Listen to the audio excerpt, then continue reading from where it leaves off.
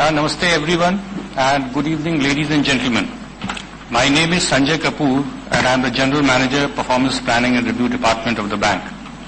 On behalf of State Bank of India, I am delighted to welcome the analysts, the investors, colleagues and everyone present here today on the occasion of the declaration of the results of the bank for the financial year ending 2024. I also extend a very warm welcome to all the people who are accessing the event through our live webcast. We have with us on this stage our Chairman Shri Dinesh Khara at the center, our Managing Director, International Banking, Global Markets and Technology, Shri C.S. Setty, our Managing Director, Corporate Banking and Subsidiaries, Shri Ashwini Kumar Tiwari, our Managing Director, Risk, Compliance and Stressed Assets Resolution Group, Shri Alok Kumar Chaudhary, our Managing Director, Retail Business and Operations, Shri Vinay M. Tonse, our Deputy Managing Director, Finance, Srimati Saloni Narayan. Our Deputy Managing Directors heading various verticals and Managing Directors of our subsidiaries are seated in the front rows of this hall. We are also joined by the Chief General Managers of different verticals and business groups. To carry forward the proceedings, I request the Chairman Sir to give a brief summary of the bank's financial year 24 performance and the strategic initiatives that have been undertaken in this regard. We shall thereafter straightaway go to questions and answers session. However, before I hand over to the Chairman Sir, I would like to read out the safe harbor statement. Certain statements in today's presentation may be forward-looking statements. These statements are based on management's current expectations and are subject to uncertainty and changes in circumstances. Actual outcomes may differ materially from those included in these statements due to a variety of factors. Thank you. Now I would request Chairman Sir to make his opening remarks. Thank you. Thank you very much. Good evening, friends. Thank you for joining this analyst meet. I would like to start by thanking all of you and all our stakeholders, including our customers, shareholders, employees, and the broader ecosystem for their support and helping us in creating the sustainable value for the economy. Let me first start with a brief description of the present global and domestic economic scenario. Global growth remains resilient with easing inflationary pressures and tight employment conditions in spite of geopolitical and extreme weather event risk. IMF in its latest April 24 World Economic Outlook raised the global growth forecast for 24 to 3.2%, 10 basis points higher than in its January 24 update, and expect the global economy to grow at the same pace in the year 25. Global headline inflation is expected to fall from an annual average of 6.8% in 23 to 5.9% in 24 and further to 4.5% in 25, with advanced economies returning to their inflation targets sooner than emerging market and the developing economies. Commodities and energy prices can drag the economic and growth prospect by infusing sudden shocks on the supply side, a collateral impact of escalating geopolitical tensions at multiple fronts. In India, the conditions are, however, shaping up for an upshift in the real GDP growth, backed by strong investment demand and upbeat business and consumer sentiments. CPI inflation has gravitated to 4.9% in March after averaging to 5.1% in preceding 2 months. CPI inflation is expected to moderate in ensuing months and is estimated to taper to 4.5% in financial year 25 compared to 5.4% average in financial year 24. In financial year 24, credit offtake of all scheduled commercial bank recorded a growth of almost about 20%, while deposit grew by about 13.5%. And the momentum with some moderation is expected to continue in financial year 25 too. I'll now discuss the bank's performance. Once again, we have delivered excellent numbers. I'm happy to share that our net profit for financial year 24 is the highest ever at rupees 61,077 crores, showing an increase of 21.59%. Our net profit for the quarter 4 of the financial year 24 also stands at 20,698 crores, which has increased by 125% sequentially. This is despite incurring wage revision expenses of rupees 13,387 crore during the current year period as per the bipartite wage settlement, and after absorbing the additional liability to the tune of rupees 7,100 crores relating to pension liabilities and the DR neutralization in the third quarter as a one-time exceptional item. Our ability to absorb the above liabilities without significantly impacting the long-term profitability outcomes of the bank demonstrate the strength of our balance sheet. ROA of the bank is now at 1.04% for the whole of the financial year 24. It has improved by 8 basis points over financial year 23. The ROE for the financial year 24 is at 20.32%, which has improved by 89 basis points over financial year 23. We have been consistently delivering ROE in excess of 15% for last 7 quarters. Our aspiration from our current position of strength is to sustainably deliver the ROE of more than 15% through the business cycles. The cost-to-income ratio of the bank is at 55.66%, including the wage revision expenses and excluding the impact of the one-time exceptional item of pension liabilities and dearness relief neutralization in quarter 3 of financial year 24. Excluding the wage revision and one-time exceptional item, the cost-to-income ratio is actually at 49.34%, which is an improvement of 315 basis points over financial year 23.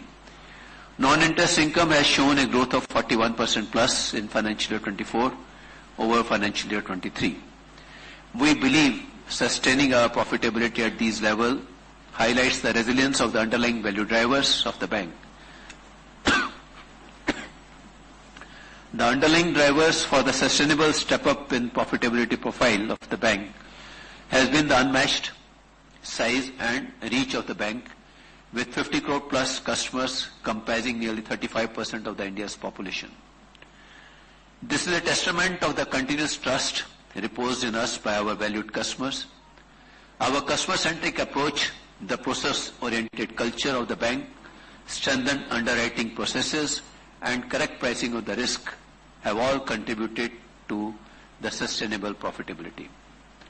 Our deposits have grown by 11% YOY, and term deposits have grown more than 16% YOY. We are mindful of our liability profile as it provides us a stable stream of resources. We continuously monitor the concentration of our deposit profile daily, ensuring that dependency on the wholesale funding is contained within the prescribed levels.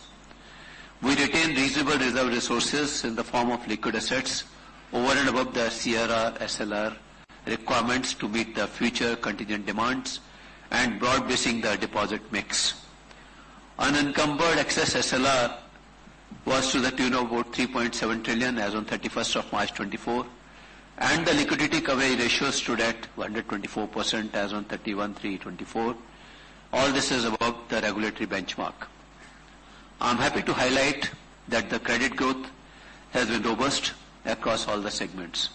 Our retail, agri and SME advances have crossed 20 trillion.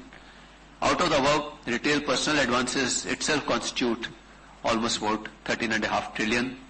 Agri advances are more than 3 trillion and MSME advances are more than 4.33 trillion. They're all growing at a pace of 14.68%, 17.92% and 20% YOY respectively. The corporate segment is also showing healthy growth at more than 16% growth on a YOY basis. I am glad to share the progress we are making in the digital banking. 61% of our savings bank accounts were opened through YONO in the financial year 24, and we are also leveraging analytics to its hilt, which has led to the significant business growth, and now that number stands at 1.37 trillion. All this is sourced through analytical leads, showing growth of almost 32% on a YOY basis. As far as the asset quality is concerned, our gross NPA ratio has improved by 54 basis points YOY and stands at 2.24% as at March 24 and continues to be its lowest in more than 10 years. Our net NPA ratio has also improved by 10 basis points and stands at 0.57%. Slippage ratio for financial year 24 has improved by 3 basis points YOY and stands at 0.62%. The consistently improving asset quality is also reflected in our credit cost for financial year 24, which stands at 0.29%. It has improved 3 basis points on a YOY basis. We are well provided for our loan book, with PCR including AUCA standing at 91.89% and PCR excluding AUCA standing at 75%. Our employees are recruited from the best talent in the country and are trained to handle the scale, complexity and the compliance requirements of the bank. SBI is the employer for life, and most of our employees really believe in this. The attrition rate for the bank is only 1.43%. We take great pride in the process-oriented culture of the bank. While we are glad about the outcomes in the current quarter, we are also conscious of our areas of further improvement. On the liability side, we continue to focus on increasing our share in current account while maintaining our leadership in the savings bank deposits. The cost base of the bank is high. However, the same also reflect our focus on compliance and establishment cost. We aim to lower our cost to income ratio by focusing on the income side. Our CET1 ratio stands at 10.36, which is the highest ever since the implementation of the Basel III norms. Additionally, the current ROE profile of the bank remains above the credit growth trends, and hence we foresee CET1 accretion going ahead. However, the bank is open to evaluate the options of raising equity if at all the growth trend so warrants. Our subsidiaries are also consistently performing well and continue to create significant value for all stakeholders, and most importantly for the customers of the bank. To conclude, I once again would like to thank you for the support which you have extended. The bank, while pursuing its own progress, contributes to the progress and growth of the economy and its countrymen. We remain committed to rewarding your trust in us with superior sustainable returns over the long term. My team and I are now open for taking questions from all of you. Thank you very much.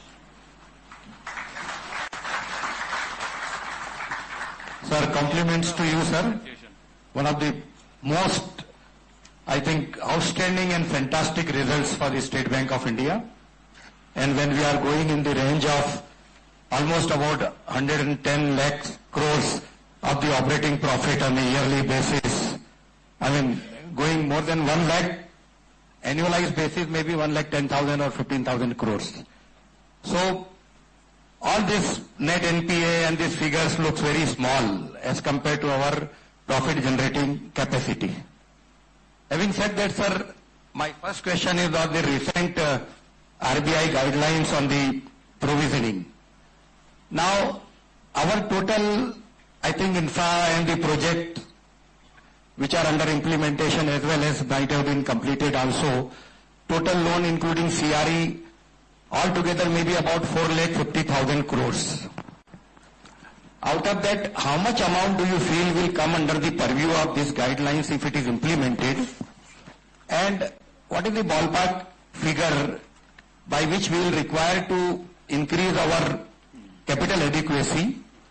Because otherwise also our capital adequacy as compared to some of the peer, I will not call peer bank, but smaller public sector banks, is much higher than our, and this has always been a concern. Though with this profit added for this year already in the CRAR, we are still at around 14.28%.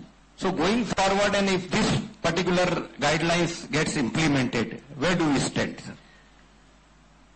Thank you very much, first of all, for all your compliments. The second question which you have raised is essentially relating to a discussion paper which has been floated by Reserve Bank of India. Well, of course, we have yet to evaluate it in all entirety, but based upon our experience with Reserve Bank of India for last couple of years, now RBI is quite a receptive regulator.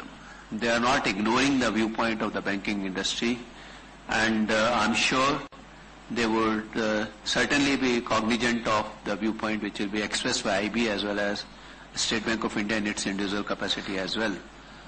So I would not like to hazard any guess, but nevertheless, whatever little back of envelope calculation we have done, based upon that I can only assure you, considering the fact that we still have got almost about 32,000 crore worth of non-NPA provisions holding in our book, and such kind of pockets are many, but I don't want to discuss much of them. But I would only like to say that whatever is in the wildest of the thought, whatever could be the additional provision, we can absorb it in no time. That is one thing which I would like to say. As far as your assessment in terms of our project loans, I would only like to correct that it is only about 1.21 trillion. It is not somewhere around 4.5 trillion. So that is one total infra stage and... so I think this is a project loan. This is essentially applicable for the project loans. But also it has given a glide path. It has to be done in about 3 years' time. So it will leave sufficient room, but nevertheless, whatever back of envelope calculation is there, we are not really worried. To be very precise, what we had seen when the ECL discussion paper had come, I remember during that time also, in one of the analyst meet like this, some questions were raised. ECL has not yet become a crystallization as of now. Let us see when it gets crystallized, but nevertheless, it will be much, much less than what the annual outlay was for ECL. So it is, I think we are not worried. So I will only say that on a standalone basis we are not worried, and of course if at all such kind of a eventuality will come and will actually get frozen, we will also revisit the pricing if need be. Sir, what could be the intent? Whether the RBI is thinking, because such a sudden, and that too straight away with the 5% provisioning, maybe over the period of 2-3 years. No, I think that... Are they fearing that some of these projects may not get completed in time, or...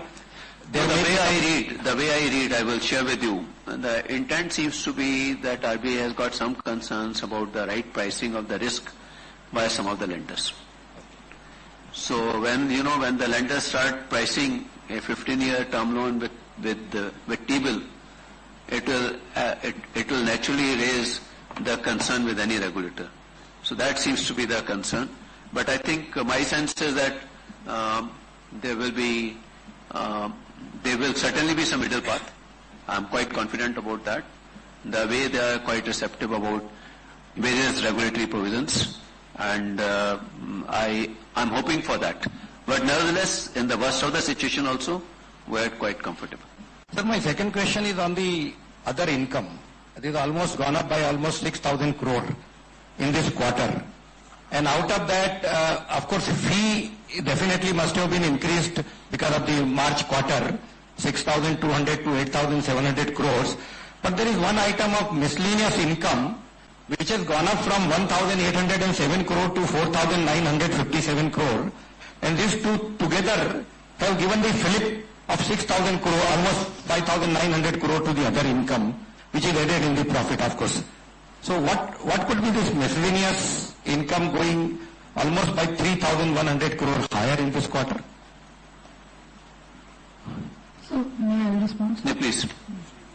Yeah, part of it is a treasury gain. Yeah, one is the AUCA recovery is included in that. In this quarter, we had much better AUCA recovery, which is part of the miscellaneous income. It must have been always... No. This quarter, we have done 1,000 more than last quarter. But included even in the previous quarter? Yeah. Okay. Yeah. That is the major thing. But other than that, we've also got dividend from our... and also the CMP commission. The dividend from the subsidiaries and the CMP commission. And also some annual maintenance charges, which are normally the highest in the last quarter. These are the four reasons. Sir, in this one item is the profit from the investment is also there, which is 3,463 crore. So going forward, where do we stand, sir, as far as the profit in the other income booking from the sale of the investments and revaluation of the investments, sir? No, I think going forward with the revised guidelines, I think earlier what was required to be done for the MTM, whatever was kept in the AFS, everything was subject to MTM, will not have that kind of a situation if at all we have got, and also whatever profit will be there, it will also be routed through the balance sheet, not through the profit and loss also. Anything you want to add, please? I think with the revised valuation norms, yes, the MTM gains and losses will not be there much. But our effort would be that now how do we get the trading gains, both on the fixed income portfolio as well as equity portfolio. So that will continue. But as far as the MTM fluctuations, that I think will not be there. Sir, the last in this round is point note number 17. Loan transfer, 24 accounts are transferred, the NPA accounts, outstanding of 7,451 crore. Sir, is it NRCL? Because the recovery seems to be around 15-17% only, 383. That is NRCL only. It's NRCL, the entire amount. Thank you. No, entire nahi hoga. Now move to the Not entire. Second question. Just 1 second. Not entire, around 10 accounts out of that. Out of 12, 10 24 accounts. Yes. Okay, thank you. Yeah, before we move to the second question, we'll just request you to kindly mention your name and company before asking the questions. आज And मेरा please सबको हर कोई restrict जानता है. yourself to maximum अगर 2 कोई at a मेरा time. सबको जानता नहीं तो स्टेट बैंक में नहीं है. Hello. Sir, this is Manish Ostwal from Nirmal Bang Securities. Yeah. Excellent performance another quarter for State Bank and best performing bank in India right now. Thank you. On all the parameters. Thank you very much. So my question for the next year, your commentary says that we are anticipating 6.8% GDP growth for the next year. Where do you see the credit growth for the system and where we are at State Bank? For us, my estimation is that we should be growing, as far as the loan book is concerned, should be growing at about 13 to 15%. The second question on the capital consumption, this year excellent capital consumption management we have achieved, and I recall during one of the quarterly analyst meet you said we will grow profit, use the profit to improve the capital rather than raising the funds, and you deliver on that front. So now, if we maintain the 13 to 15% kind of loan growth, then we should not go for big capital raise. How should one think of your capital raise plan?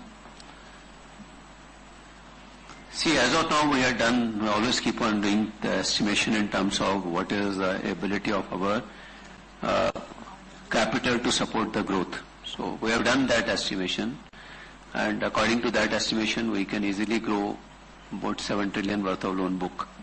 Today we stand at about 37 trillion as a loan book, so which actually translates to about 21% kind of a growth. And my estimation is that we should be growing, as far as the loan book is concerned, around 15%. So as of now, we are in a comfortable position, and we are quite hopeful about the other options which are available through the Tier 1, etc. also. So that also will be, but as I have mentioned in the past also, we are quite mindful in terms of our cost of capital, which actually works out to be about 14 to 15%. And if at all we go for raising our Tier 1, we are somewhere around 8.2, 8.5. But net of tax, actually it is about 5.6 only. So that is something which we have in mind. But yes, of course, we keep on evaluating the situation. If at all there will be ripe situation, maybe we'll look into it. But nevertheless, as of now, I feel that we are quite comfortable, and but nevertheless, we will be evaluating the situation on an ongoing basis. And lastly, on the SBI Wealth, what are the things we are doing? What is the AUM under management and that business? And because that is a very strong cross franchisee we can build over long term. Can you share some details over there? Sure. SBI Wealth, we are in the process of revamping, and now we have identified two segments. One is a premier banking, the other is wealth banking. And also, when it comes to beyond a particular TRV, we are offering the physical relationship manager. Otherwise, we are offering the virtual relationship manager concept. And we are, as far as the AUM is concerned, there are opportunities which we are offering the wealth business to those who are already banking with us. So our focus is essentially new to business. If at all we can get the customers who are new to business. And earlier we were having the age profile of the wealth customer was skewed in terms of more than 6 years. Now we have very clearly indicated that we want to have the younger lot like you, one of you, can come to our fold in the wealth, and we offer comprehensive services to all of you also, so that we should have your mind share also when it comes to wealth. That is something which we are working on. We have already launched a pilot in 2 circles, which is one is Bangalore and the other one is in Bombay. The results are quite encouraging, and I would say that maybe another quarter or so we should be in a position to roll out full scale across the country. And when we are going across the country, we are not only confining ourselves to metro urban, we are going to tier 3, 4, wherever there is a potential. Since we have got a branch network already there, we have to only beef up our resources in such locations. And we are going to have a new head also for the wealth banking, who is quite well adapted into this kind of a space. And we are quite hopeful that we should be in a position to have a AUM of almost 1 trillion through the wealth itself in a year or so. And today, market has recognized your consistent predictable earnings despite of the fall in the market. The stock made new high. All the best for the coming quarters. Thank you very much. Appreciate it. We'll move to the next question Hello, now. sir. Yeah. Congratulations, sir. So my first question is on the wage provision. You have explained, what the run rate will be. Could you share the absolute amount? Because in this year, there are, at least in this quarter, there are some write-backs also, and there is an additional provision. So what will be the run rate, monthly or quarterly, in employee expenses? Going forward, we expect that we will have almost about 500 crores a month, which means about 6,000 crore would be the additional cost. Though we have already, in the previous year, as far as the wage is concerned, we had provided about 13,000 crore plus. So we will not be required to provide, it will certainly come down, and actual costs will go up only to the extent of about 6,000 crores. So about 7,000 crores savings would be there in the wages. Got it, sir. Sir, and my next question is on your strategic stakes in companies, not your subsidiaries. So would there be any divestments in FY25? And would that help in your growth capital, or you would still want to consider an equity raise if growth is stronger? I think these are all moving parts. We'll have to wait and watch depending upon how the market situation is, and based upon that we'll be taking the appropriate call. But yes, of course, as I mentioned, we keep on revisiting our capital situation, and I have already stated in the past also, capital will never be a constraint for the growth of this bank, and we will ensure that in good time we have adequate capital. That is, I'll once again repeat that. That is the confidence conviction which we have, and we will stick to that. Got it, sir. Sir, and I have one last question on margins. So what would be your outlook on margins? Right, as in that assuming rates are not cut, obviously there's a rate cut and that will have, but assuming that the rates are not cut, what will be the outlook on margins from here on? See, we have, as far as our cost of deposits are concerned, we have already plateaued somewhere in the month of October, December only. So I think my sense is that we don't expect the NIM should undergo significant change. If you really look at it, our NIM has actually moved up from 3.41 to 3.43 from December to March. And essentially, when it comes to our international book also, it is almost more or less at the same level. Some marginal 5-6 basis point difference is there. So I think our effort and endeavor would be to maintain NIMs around this level only. Thank you, sir. Thank you. Yeah, Dineshji, excellent Q4 numbers. Thank you. In spite of challenges, RBI circulars, staff cost revisions, it's really wonderful. Hats off to you. Now, very few specific questions. Now, one is, what are SBI's and your plans and subsidiaries plan for GIFT City? Yeah. And very specifically, everybody is looking forward to it, and SBI should take the lead in this, specifically if you can articulate. Number two is very clearly what is the growth capital required by SBI for next 3 years? Any estimates for that, and how we are going to raise it? And if we are doing QIP, definitely at how much premium? Because currently our share apparently is very much undervalued considering the excellent results and the excellent outlook. Number 3, on divestment, very clearly say yes to Yes Bank. Very, very prized possession. And there are talks you should not go as per SEBI formula because the way IDBI pricing is there, it is 3 times of what happened 2 years back. If you do it a kind of an open auction for all stakes, you may even get 2 to 3 times the value because it's a very excellent technology bank and our ex-CFO has set all the screws right in spite of what happened in the past. If you can articulate your views on this. Next is on Ind AS. We were always saying, Mr. Our ex-SBI CFO who went to Jio now had clearly articulated, we have no worries on that, we are fully prepared. And you had also quietly shared it when the stocks got a battering. What is the thought process on that, on consultation with the regulators, and specifically, do you expect it post-elections or it will take a long time because it's an overhang which market has forgotten for a few days? And also your thought process, how you are engaging with RBI on lots of circulars are there. It's creating a lot of uncertainty. Abhi aayega ki election ke baad aayega or after 2 years it will come. Whether it's infra circular which has come a few days, will it also become like NDS? Nobody really knows. But the market has taken it wrongly in the last few days. Your specific answers, I can come back on it. मैं शायद भूल ना जाऊं लेकिन मैं फिर से मैं पूछ लूंगा अगर मैं भूल गया कहीं सवाल. Anyhow, yes, yes. Your first question is relating to the GIFT City and whatever our plans in the GIFT City. We have got a international banking unit in GIFT City which we opened in the year 2016-17. And we already have built a balance sheet of 7 million over there, which is actually our own outfit, State Bank of India's outfit. And actually it is the largest IBU also. That is one. Secondly, as far as the group companies are concerned, our SBI mutual fund has already opened a branch office, which in due course is likely to be upgraded to a subsidiary of the company, which will be based out of GIFT City. So that is the other company which is going there in GIFT City. And as far as the other companies are concerned, Life and our custodial company, etc., they are evaluating the options and the appropriate decisions will be taken by the board of all these companies.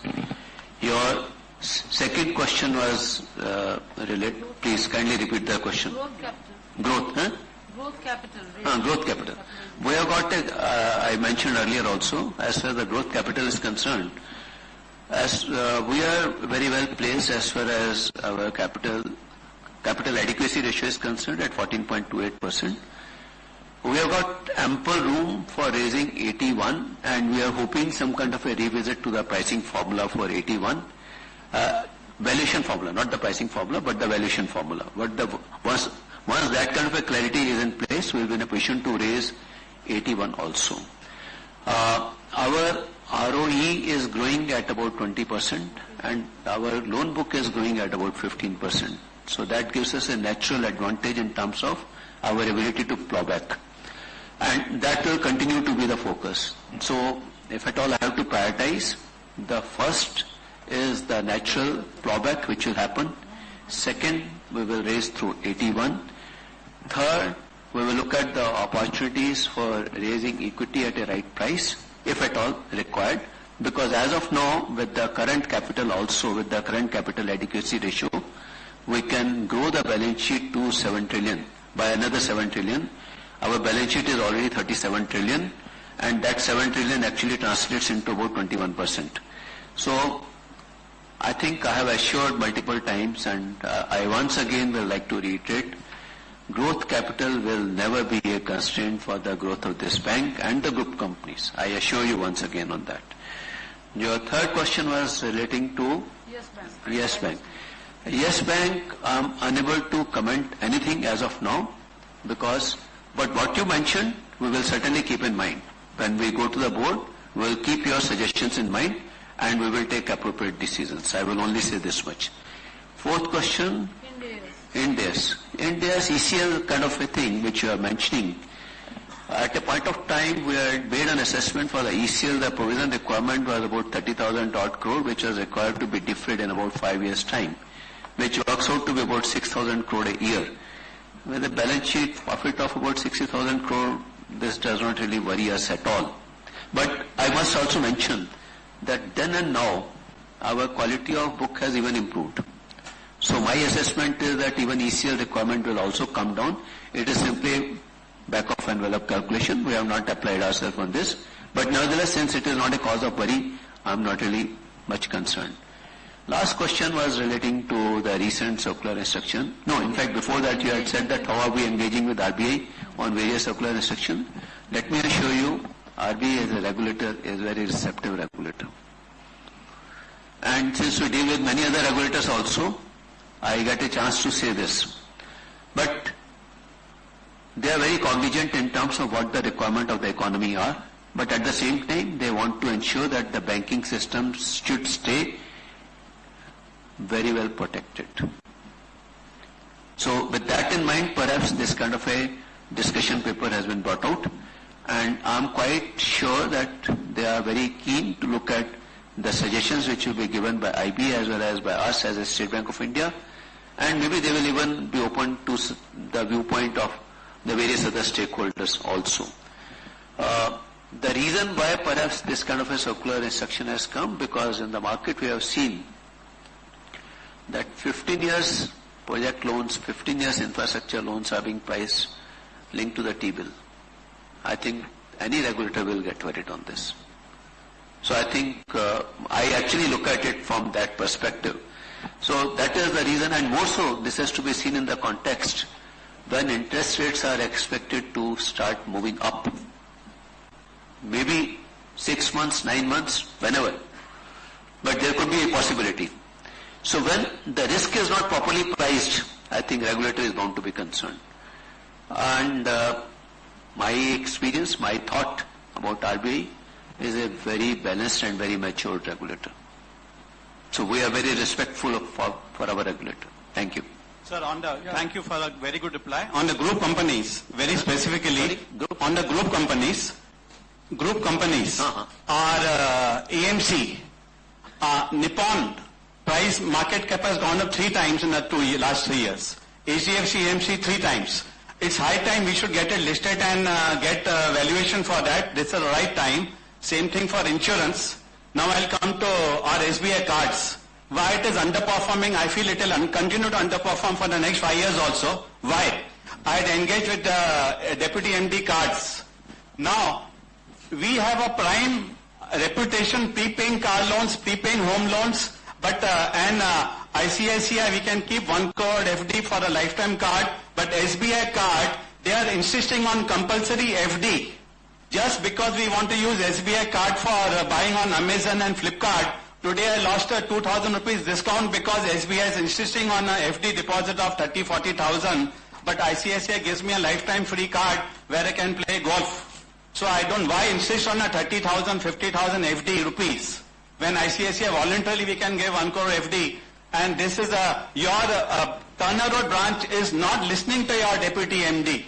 He says refer to me and it needs to improve. That is why it is underperforming, and other cards company will flourish if you can take this seriously and take it up. This will help our companies and the bank in a big way. We have taken note of your suggestion, but only one thing which I would like to mention. I'm very conscious of what you mentioned in terms of the evaluation for Nippon Life, HDFC Life, and also I'm conscious of the challenges being faced by some of these companies on account of getting listed. There's, I think, the example of ICICI Securities is before all of us. They listed and they delisted themselves also. So it's a matter of principle essentially, because when it comes to entities like mutual fund, etc., they are more like a knowledge industry. There the knowledge capital is required, not the financial capital. And in fact, for that matter, considering the capital which we have put in there and their net worth, it is significantly high. And I don't want to expose them to quarter tak QSQT, because if at all I will list them, they will only keep on answering to all of you and will not focus on the product. I don't want to do that. Let them focus on the product and generate return for each one of you. Thank you. Hats off to you. All the best. Yeah, we move on to the next question, please. Team SBI, congratulations on excellent performance. Sushil Choksi, Indus Equity. Sir, we are moving globally in the right way. globalization of money market, debt market. I think next 12 months there's going to be huge inflow where India markets are concerned, and size of SBI may have a larger share to gain of, whether it's our debt portfolio, FX, maybe pricing products well. How are we placed to garner that profit? When it comes to the opportunities which are being unfolded on account of India debt paper getting included into JP Morgan and also Bloomberg also, so we have already activated our custodial company, which is SBI SG Global Securities, and also when it comes to holding of stock of debt paper, some of our entities which are in place, like SBI DFHI being one, which is a PD, which can actually warehouse all these kind of debt papers also. That is one entity which can hold such paper. Apart from that, our treasury also are holding such papers. So I think we are very well placed in terms of reaping the benefit of out of the opportunity which will unfold before us. Yes, as of now, these are the early days. There is some kind of volatility, and that volatility is going to be the way forward for such instruments too. Because the way I read is, if at all there is a global scenario where the interest rates in US will go up, it will lead to movement in and out. That also is a reality. So I think economy per se will have to really gear up for such kind of volatilities. But nevertheless, as a major lender and also a custodian of all the securities, we have multiple entities where we can warehouse and we can keep stock of it. Once we'll have a visibility of the trend, we will certainly be on the top of the opportunity. I only assure you this. So the kind of profits we are generating and the strength of human resource which HBI churns out not only for themselves, for the industry, and with new generation capabilities which are emerging in the global banking, what are we enabling ourselves at in understanding adoption of technology and human resource, and what kind of capex will do to invest in this? I think more important is to leverage the analytics, which gives us enough insight into the customer behavior, and based upon that, if at all, we can offer hyper-personalization and the customization which suits the customer's requirement. And it is not merely in terms of product and the product features, but it is also in terms of the distribution channel. And knowing all this kind of a trend, we are ensuring that we invest well in terms of the people, product, process and technology. It is not merely within the company, but it is across the group. So that is the broad principle on which we are operating, and we'll ensure that we must not let any opportunity go past us. Thank you for answering all my questions. Thank you. All the best. Yeah. Hi, sir. This is Jay Mundra from ICICI Securities. A few questions, sir. Sir, last quarter we had said that staff cost for next year, FY25, should be around 65,000 crore. Right? And we had deduced that fourth quarter could see around 22,000 crore rough amount. This quarter the staff cost has been reasonably lower. There are some adjustments that we have done. So does the 65,000 crore number for FY25, does that still hold, or it could be revised upwards? It could be somewhere around that only. We expect that 65 to 70 is something which we expect, but that is only to take care of what we have not visualized. But otherwise, our additional cost is only about 500 crore, as I mentioned, about 6,000 crore, 6,000 crore per year. So in this one, if you can go back to the previous slide. In this one also, go back to the previous slide, please. Yeah, this one also 71,000 crore. If you really look at it, herein we have got additional provision of 13,387. So if at all 57,850 plus 6,000 crore will be about 63,000 crore. So what we mentioned about 66,000 crore is a reasonable estimation, because there would be DA increase, etc., which we cannot really visualize as of now. So that's a reasonable estimation. Sure. And second question is, sir, on your corporate growth, right? So this year and this quarter we have ended at 16% YOY. There is a seasonal uptick also in fourth quarter. But going ahead for maybe in 1 year and 2 year, do you think that this 16% has scope to move upward to around, let's say, 20%? Maybe driven by, whatever the capex demand, fresh demand. And do you see any change in the competitive intensity? Because it looks like some of the large private banks may not prioritize corporate growth at this point of time. As far as the growth is concerned, the loan growth in particular for bank like State Bank of India, we always link it up with the GDP growth. GDP growth, nominal growth plus inflation plus 2%. That's our principle. And with that in mind, I expect that we should be in a position to grow about 15%. 13 to 15% is my estimation. And we actually get to have opportunities since we are present in all sub-segments. We have enough opportunities everywhere. But we are very mindful in terms of deciding our portfolio so that we should be in a position to improve our yield on advances for the portfolio as a whole. So that is something which you have in mind. Corporate, we should be in a position to grow around 16%. I think overall we should be in a position to grow somewhere around 13 to 15%. Any comment on the competitive intensity in the competitive corporate? Intensity, of course, will give us an opportunity for improving our yield. But I think when it comes to corporate book, private sector banks are there, but the significant partners are also the public sector banks. So I think, but nevertheless, we have invested well in terms of our capability, in terms of processing. We have a PFSPU, which is a strategic business unit, and we have invested very well in terms of building the capability. And the newer opportunities which are coming, particularly when it comes to EV batteries, and also when it comes to cell manufacturing. So all these are involving some kind of a project evaluation, comprehensive project evaluation. And if at all we look at our goal eventually to become a part of the global supply chain when it comes to white goods, when it comes to engineering, when it comes to telecom manufacturing, etc., they are going to unfold significant opportunities for these kind of investments. So I think we have invested well, and that gives us a competitive advantage as compared to others. There could be situations that we will underwrite and then downsell also. But yes, of course, that will generate fee income for us, and we are quite conscious on this particular opportunity, and we want to leverage it to the hilt. So lastly, we have improved CD ratio this quarter. We have been doing this for the last few quarters. But what is your sense, where can it stabilize? There seems to be some more scope, but what do you think would be the idea? Ideally speaking, for a bank of our size, we would like it to be somewhere around 75%. This is domestic or? Domestic. Thank you, sir. Thank you. We'll move to the Hello, next sir. question. This is Akshay from Autonomous Research here. Yeah. So I have two questions. One on the credit cost front.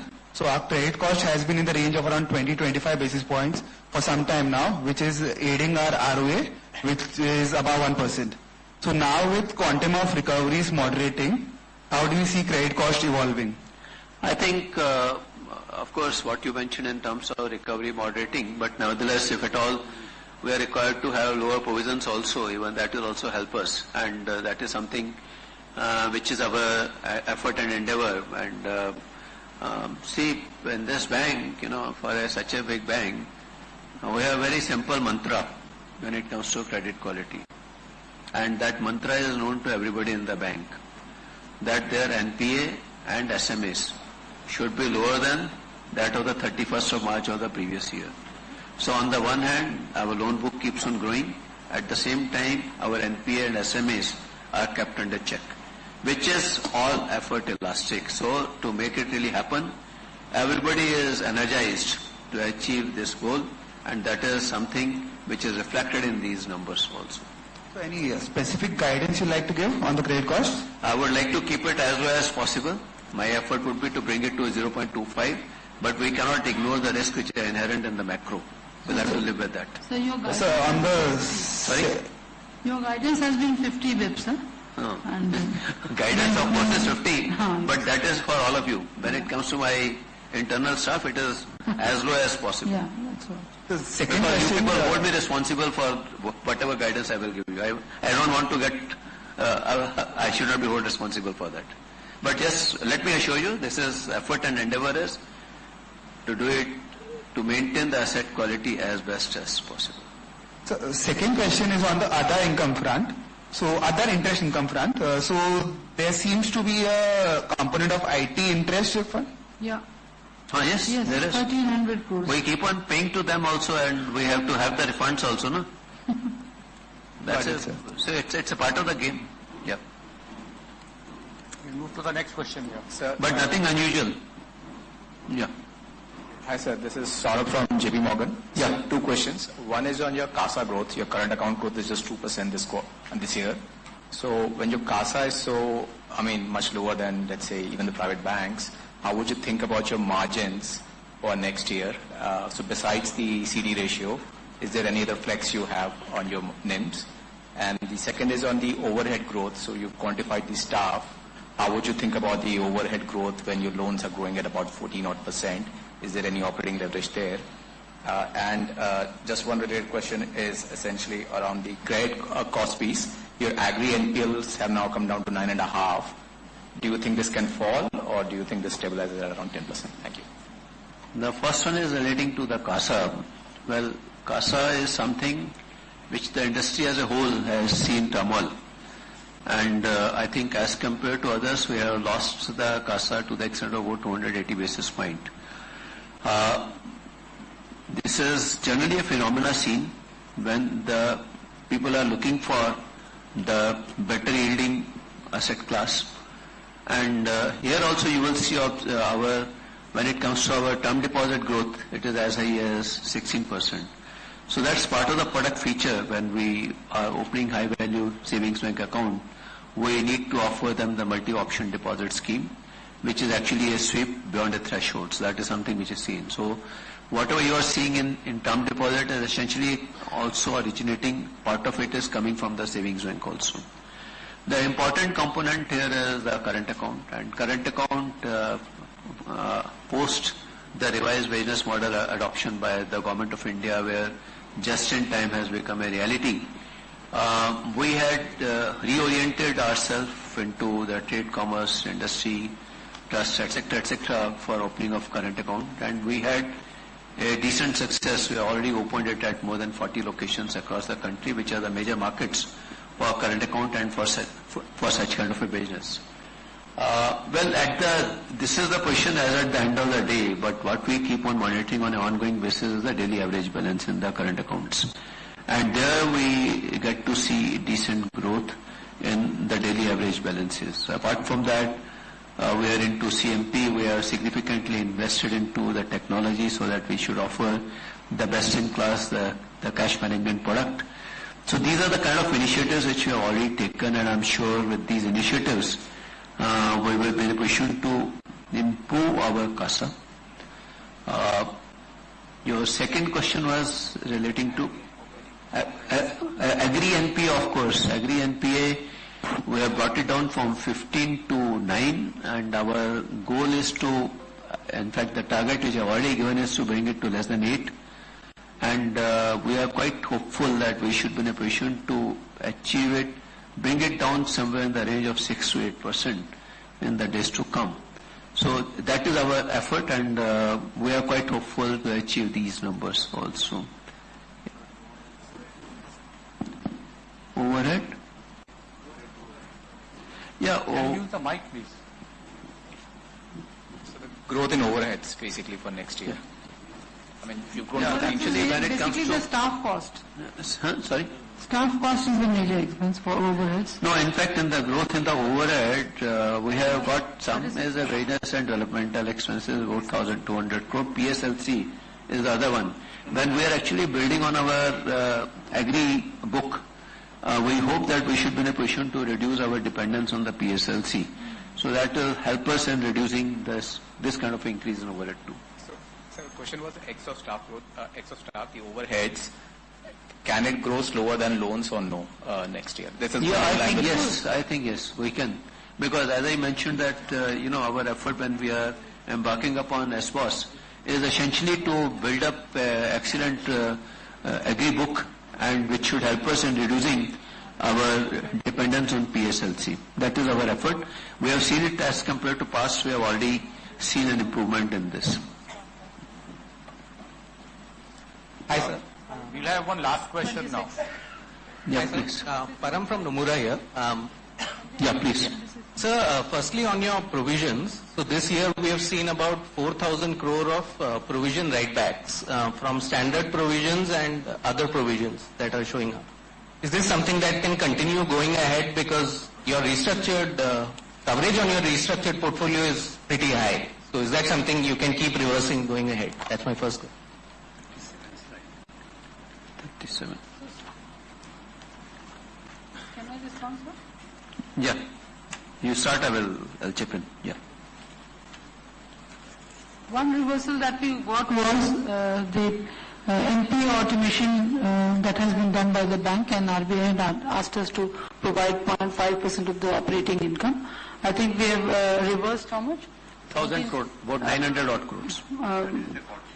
During the quarter we have reversed 900 crores roughly. That is a major reversal. And then in standard accounts, 2 of the accounts have remained standard for the last 2 years, so we have just written that back. That's a very normal thing to do. Okay. Other than that, there is no one-off. 1,306 crore is one item, the other one is 370 crores. Yeah. So other provisions, 1,306 crore, what he mentioned about 900, what she has mentioned about 900 crore. We were required to keep extra provision, which we have reversed, and standard asset is what is explained. So you also have a very high PCR coverage on your restructured book, which the other banks don't have. Is that something you look to reverse? We don't envisage any challenge on that, but nevertheless, since we have already provided for it, as a matter of abundant caution, we have kept it. But otherwise, the behavior of the restructured loans is actually much better than what we had expected. And the kind of repayment which you are seeing is pretty decent. And I don't think so we'll be in need of utilizing that provision. Apart from that, that is one pocket which you have mentioned. There are many others also. Chota amount pada hua hai. So one more question. So on the corporate book, this time quarter on quarter we have seen a very strong growth, and we've not seen it in the large private banks. Of course, you don't have any. No, they are not really into this activity. They are shying away from this activity. So is there any inorganic component to it? Sorry? Is there any inorganic component as in... No. We don't do that. We believe in underwriting and downselling. Others would have the inorganic. We don't have. We want to build the fee income portfolio. Perfect, sir. Thank you so much. Congratulations. Yeah, thank you. Sir, we have few questions coming in through the online webcast. Yeah, sure. I'll request you to. Sure. The first one has come from Mr. Ravi Kiran Lingamani. How SBI is expanding its services for NRI? As we can see, NRI are looking towards private banks for savings. We have got exclusive NRI branches, and also a completely digital paperless journey is being extended to onboard NRI customers through a new application. Accounts can be created in as little as 30 minutes with the help of this new journey. And also apart from that, we have got the centers which we have created only for facilitating opening of the NRI accounts at 2 locations in the country.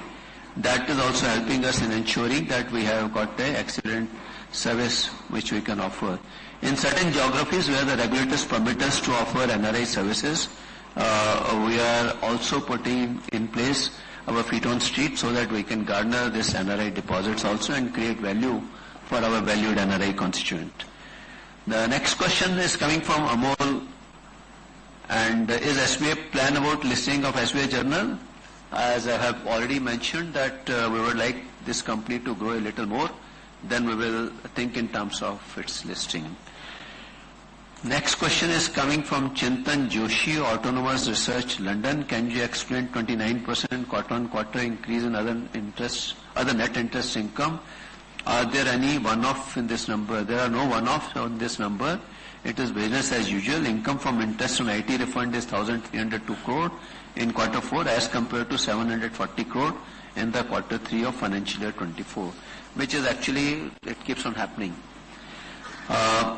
Another question is coming from Komal Jain. Your comments on the future outlook. We are expecting a very good business growth in the next couple of years. subject to favorable macroeconomic conditions and easing of the geopolitical tensions. We are also focusing on improving our market share both in deposits and advances.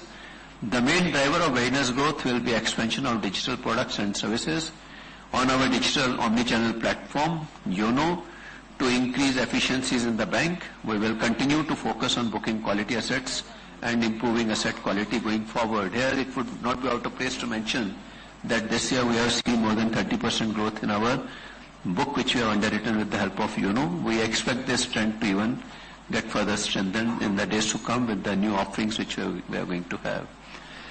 Next question is from Priyesh Jain from HSBC. What percentage of the loan mix is fixed rate, MCLR linked, repo linked and others? So MCLR link as of now is 36%, 37%, EBLR is 27%, fixed rate is 21%. And others are just about 14%. They would be majorly T-bill kind of loans. And next question is coming from Ankit Pandey. What is the impact on us of the RBI's draft guideline on infrastructure project finance? It's a draft guideline, as I have already explained. I'm sure this question is already answered for you. Next question comes from Rahul K. What is the growth guidance on advances for the next 2 years? What is the quantum of technical return of accounts held and recovery run rate? As for long-term plans, we expect the growth to be somewhere in the range of 13 to 15%. Outstanding technical write-off is 1,75,202, which is actually OCA book, which we call it, and recovery from the return of account is 6,934 crores. Another question is from D. Siddharth. Going forward, will SBI outpace the deposit growth of banking industry with YONO 2.0 take care of all kind of demands of CASA depositor? We have taken several steps to increase our market share in deposits. Digitization, mainly YONO, will definitely help in our endeavor to garner more and more quality deposit and much lower cost also. So these are the questions which we got offline. Any other questions anybody has got, would be happy to answer. Yeah, please go ahead. Okay, thank you, sir. So I first. Okay. Hi, this is Piran, engineer from CLSA. So just firstly, following up on his question, will we grow faster in corporate book next year versus the 13 to 15% target? Just given that HDFC will be slower. See, whether HDFC was a challenge for us in the corporate book, I really don't know. So if they are growing slow, will that give an opportunity? Perhaps that is not the consideration. What matters most is how the macroeconomy evolves. So if at all there are opportunities in the macroeconomy, I assure you we will go strong. And so just secondly, our fee income, if I look at it over a 5-year period, growth has been like 4-5% versus balance sheet growth of 11-12%. So what exactly has led to this, and can we expect it to grow in line with loans? I'll have to come back to analyst meet every quarter and answer to all of you. That has led to this growth, because I keep on chasing all of my employees that they should go for the loan application fee. I'm not giving any waivers. Simple. It's a more competitive dynamic. That loan processing fee has if at all you can create value, people don't mind paying fee. That's what I believe. And we believe in creating value. We believe in financial closures and helping our corporates to go fast for whatever they intend to, and then we do the downselling. This is as a business policy we have decided. Okay, thank you. Thank you. Sir, yeah. This is Mahesh from Kotak. Just two data keeping questions. One is on the balance sheet, there was a DTA impact on the reserves. Can you just explain what's the math behind that? Sorry? The net worth, if you look at the movement of net worth, this quarter, it doesn't add up with the earnings that has been reported. We understand that you have taken a charge at the DTA level. If you could just explain what's happened this quarter. I think We'll get back to you on this, sir. I have not understood it well, so we'll answer. Separately, I'll get back to you on this. In last quarter, you had indicated that there would be a positive impact on the investment portfolio. Has that been completed at the beginning of this quarter? Yeah, it's all right. Yeah, please. Yeah, we have taken the valuation, revised valuation, and has been implemented from 1st April. And as we mentioned, I think our initial estimate shows that there's a positive impact on the AFS reserve. As you know, the positive gains have to be reflected in the AFS reserve only. And is it possible to quantify that, or we'll have to wait for No, we'll have to wait for the quarter ended, because this is, we need to look at how the portfolio behaves by the end of the quarter. Perfect. Last question, ma'am. On the staff expenses, it was expected that there would be an incremental hit of about 5,000 crores this quarter. True. It has not happened. If you could just give us an explanation around that. Actually, when the agreement happened, we could have a very clear visibility in terms of what to pay and how much to pay. So it had impact in terms of what is the pay slip component, what is the basic pay, etc., etc. Based upon that, it was all reassessed, and whatever additional provisions were required, they have been booked. And we also had some MTM gain in our MTM gain on our corpus for the pension and the provident fund also. So that has also helped us in this quarter. And also the lower liability on gratuity. So we have done some reversals on that because we have already provided for more in the gratuity also, so that also. That's why we have reversed around 812 crores. Yeah. So as against our estimate of 5,400, we have now done 669 only, and that takes care of the entire thing. Perfect. Okay. Thanks. Thank you. Yeah.